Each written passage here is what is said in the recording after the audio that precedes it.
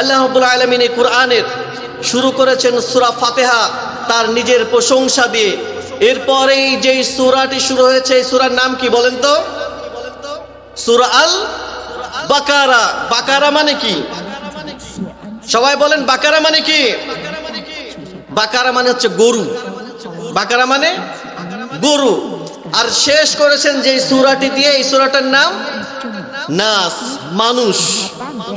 আল্লাহ রাব্বুল আলামিন কত সুন্দর কারিশমা দেখিয়েছেন কুরআনুল কারীমের মধ্যে। আল্লাহ তাআলা শুরু করলেন বাকারা দিয়ে, যেখানে একজন মানুষ গরুর মানসিকতা নিয়ে, পশুর মানসিকতা নিয়ে যদি কুরআনুল কারীমের কাছে আসে, কুরআনুল কারীম 30 পারা পড়বে, বুঝবে, শ্রবণ করবে, তার নিজের জীবনে প্রতিটা ক্ষেত্রে, প্রতিটা ধাপে এই কুরআনুল কারীম দিয়ে মিলাবে।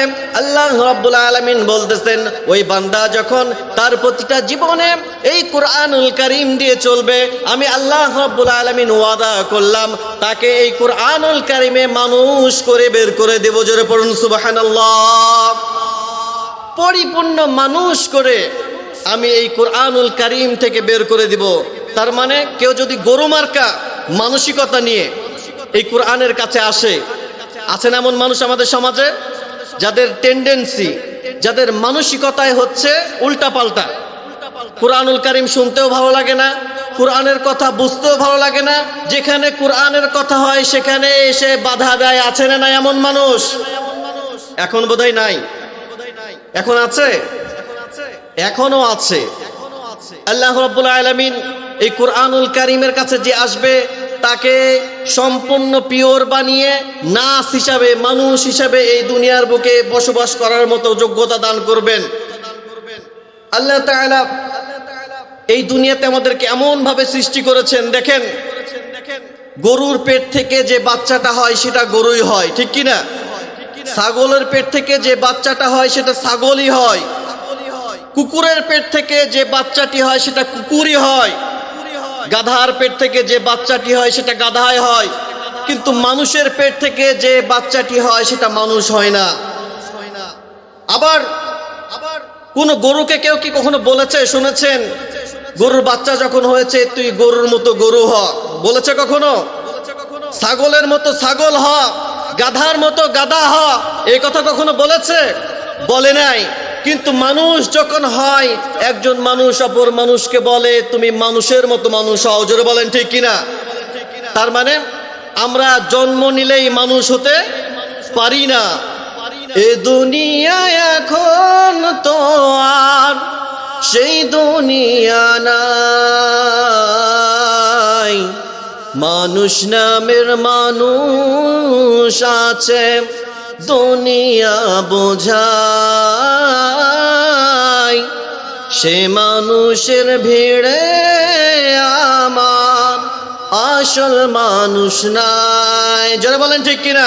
আমাদের চোখের সামনে আমরা যা দেখি এগুলো মানুষ নয়, এগুলো জনসংখ্যা। এগুলো কি? সবাই বলেন এগুলো কি? এগুলো জনসংখ্যা। আমাদেরকে মানুষের মতো মানুষ হতে হবে। আর এই মানুষের মতো মানুষ হতে গেলে আমাদেরকে কোরআনের কাছে আসতে হবে। জোরে বলেন ঠিক কিনা? এই কোরআনই পারে একজন মানুষকে মানুষের মতো মানুষ হিসাবে গড়ে তুলতে। জোরে বলেন ঠিক কিনা? দেখেন লাস্ট ফেব্রুয়ারিতে 2026 সালের অ্যাপেস্টেন্ট ফাইল একটা নথি বের হয়েছে। আই থিঙ্ক ইয়াং জেনারেশন যারা, তারা বুঝতে পারছেন না? অ্যাপেস্টেন্ট ফাইল একটা নথি বেরিয়েছে না?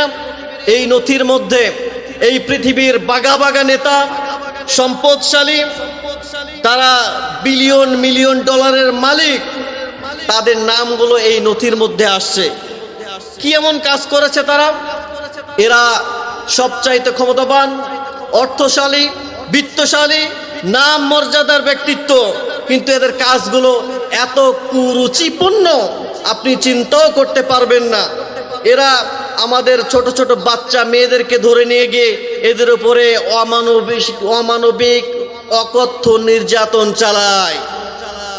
আর এরাই আমাদেরকে সবক দেয় নারীর মর্যাদা সম্পর্কে। যারা বলেন ঠিক কিনা? এরাই আমাদেরকে নারীর অধিকার শেখায়। এরাই আমাদের নারীদেরকে নিয়ে বিভিন্ন রকম কটূক্তি করে। ইসলাম সর্বপ্রথম নারীকে মর্যাদা দিয়েছে, এই মর্যাদা অন্য কেউ দিতে পারে না। জোরে বলেন ঠিক কিনা?